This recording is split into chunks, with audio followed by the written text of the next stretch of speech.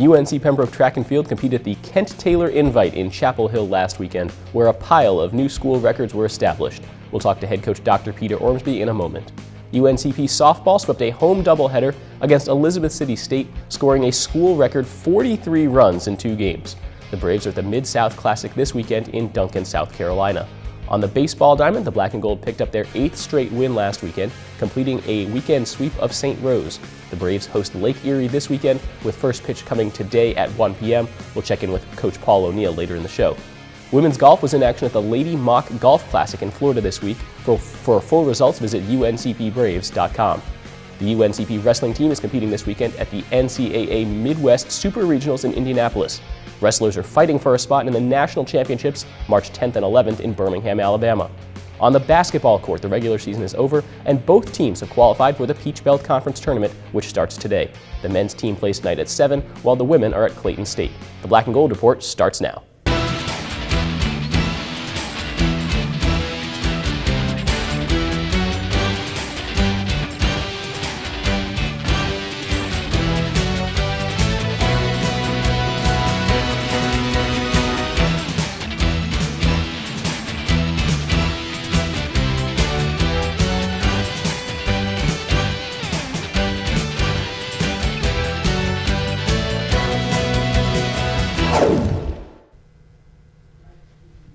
Welcome to another episode of the Black and Gold Report presented by Pepsi, a show all about UNC Pembroke athletics. I'm Cameron Songer, and this week we check in with UNCP Track and Field as the indoor season winds down, but the outdoor season begins. Later we'll get a season update from UNCP baseball, but first it's my pleasure to be joined in studio by head track and field coach Dr. Peter Ormsby. Thanks for having me. Last weekend, your team competed at the Kent Taylor Invite in Chapel Hill, and there were plenty of highlights. What were some of the best? We came away with 3 new school records. The DMR women's took about 10 seconds off on that side, so that was huge, and that's only about a year old. We did that last year at ETSU. Silas Kipcoach, freshman, came in and took down almost a 41-year-old school record from a true brave in Gary Henry. So that was huge, and he's made a provisional mark, so he's 27th in the country right now in the 5K. And then Gina Cube hit the 60 hurdle record as well. So we got a couple event wins. Olivia Lohman won the 800. We went 1 through 3 in the men's 60 hurdles final. So it was a pretty good day to kind of wrap up that regular season meet. We can go back a little bit further. February 9th, the team went 3-1 in duels at the JDL Team Challenge in Winston-Salem. What makes that format interesting, and what records fell that day? That record, I think we just had a couple. We had Andrea Garcia did the women's weight through. Leah Tardanico won the women's mile and took that down for about five seconds, and that was only about a year old as well. So it's different because you don't get a lot of. It was about 6 or 8 teams, and the guys actually were 4-0. So the women were guys were 3-1, women were 4-0, and it breaks up the season going from a non-scored type situation to when you're scoring 2 people per event. It just puts a little more emphasis on placing and everything else. It just makes for a more exciting atmosphere even when you're competing against Division I athletes as well. Speaking of Division I athletes, that same weekend you had a couple athletes compete at the Liberty Elite Invitational. How did they do, and how important is it for them to get competition against such high-level opponents? It was a great experience, I think, for both athletes we took up. We took Corey Jones up, who at the time was 11th in the country in the long jump. He placed 3rd behind an unattached athlete and another athlete. Silas Kipcoach took 2nd in the 5K, battling a head cold all weekend. So it was a fun weekend. We got to go to a $30 million facility at Liberty University. So it definitely opens their eyes of other facilities and how to compete at that level. So it just it sets us up very well for those elite type athletes. Both the men's and women's teams are ranked in the top 10 in the Southeast region. What does that recognition mean for the program as the season progresses? Being ranked in the top 10, and after this weekend, we should go up a little higher this week. It just recognizes all the hard work the kids are doing, both in the fall and now we're only about 6 weeks into the spring. So not a lot of teams do indoor in the region. So the higher we can be now, when we add in those other teams for outdoor, I think it's good for them, and it just spells volumes of what the coaches are doing with their athletes. Does the regional ranking increase the pressure on your team to perform? No, in our mind as coaches, it's to be expected. We've got some great talent, and as such, we're getting that national and regional recognition. In a recent ranking of top 16 teams in each event for Division II, UNCP's hurdlers and jumpers both made the list. Talk a little bit about those groups and what makes them special. I think you got to start with Coach Heckroth. That's his two primary event groups, and he's done a tremendous job with those athletes. And it just goes to show that we're putting athletes in finals week in and week out. And it's going to spell dividends once we get to the conference championship, because that's where we're expecting some points to come out of. And if we're going to make a run for a title, it's got to come from those two events.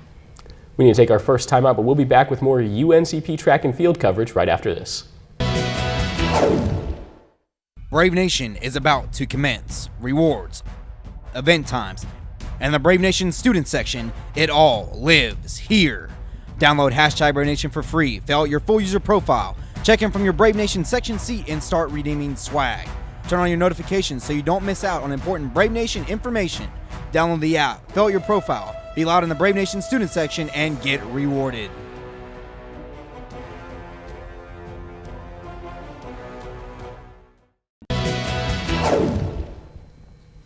Welcome back to the Black and Gold Report. I'm Cameron Songer, as we're talking UNCP Track and Field with head coach Dr. Peter Ormsby. On the immediate horizon, coach, the Braves Classic coming up on March 3rd. What other schools are competing, and what should fans look forward to in that opener? I think, well, we've got about 6 teams that are coming in. Methodist, Coker, Augusta being a Peach Belt rival. Francis Marion has expressed interest in coming up, and then Southern Virginia University that's starting their program. So it's not going to be huge by any stretch of the imagination, but a great opportunity for a lot of the kids that didn't or weren't able to compete indoors to open up and really, make a mark for themselves and get on travel rosters for the rest of the spring season, and hopefully get on that bus to Montevallo in April. That's the only home meet of the year for UNCP. For fans who maybe haven't had a chance to come out and check out your program in person, what would be your message to potentially pack the stands with black and gold? It's just the support thing. I know the kids enjoy having a home meet. They can sleep in their own bed. It's the comforts of home, and having a lot of kids from about an hour and a half, 2 hours away, it makes for at least hopefully one opportunity that mom and dad, friends and family can kind of come out and support their son, daughter, and everything else. And it's, we don't have a lot of home stuff, so any help is greatly appreciated. Kind of cheer them on. A week after that is the NCAA Indoor Track and Field National Championships in Birmingham. What is the outlook for that from UNCP's perspective? Well, we've got 2 kids on the men's side right now. We've got Corey Jones, who's sitting 15th in the long jump, returning All-American from outdoor, and then Silas Kipcoach hit a provisional mark and is 27th in the country right now. They'll take probably about the top 16, so as long as Corey stays where he is this weekend with conference championships going on, he should be in the mix. Unless people drop out of the 5K, Silas will probably be staying home. But as a freshman, it's pretty deep for the distance side of things. As the Braves turn to the outdoor portion of the schedule, who are some individuals and groups who could continue to shatter records building on momentum from the indoor side? I think we just really have to take a look at who's done the work already. We've got the sprinters, the jumpers, and the throwers are making huge gains, and they're like 2 centimeters away from some breaking school records on their own accord. So it's the Coreys, it's the Corey Jones, the Javon Grahams, the Michael Powells, the Christian Staccatos, and the sprints and hurdles, the Silas Kipcoaches, and the distance, and the surprise on the distance side has been the Martin twins. Dropped almost a minute from last year, so they're making big gains. Dylan Perry, Evan Gwynn on the throw side. So on the guy side, it's very deep.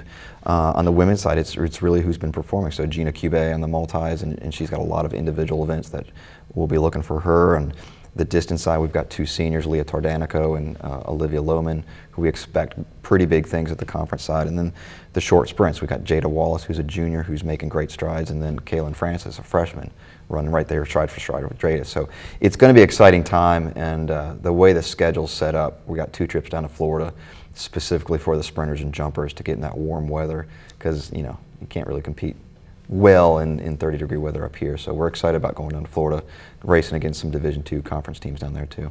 The outdoor season kicks off for you in Pembroke on March 3rd. Hopefully there'll be good weather for that. What excites you the most about hosting that big invitational? I think it's really just showcasing the facility and then getting the kids out there to kind of do a lot of different things. And we're really focusing on hitting those PBC marks early on, taking care of a lot of pressure off the guys and girls that may be struggling for that. But I think a lot of it is we've got a goal in the season, and it all starts March 3rd. So the longer we can go, the better we can be. It sets us up for the long run. Head coach Dr. Peter Ormsby, thanks for stopping by. Thanks for having me. Stay tuned with the Black and Gold Report. We'll be right back.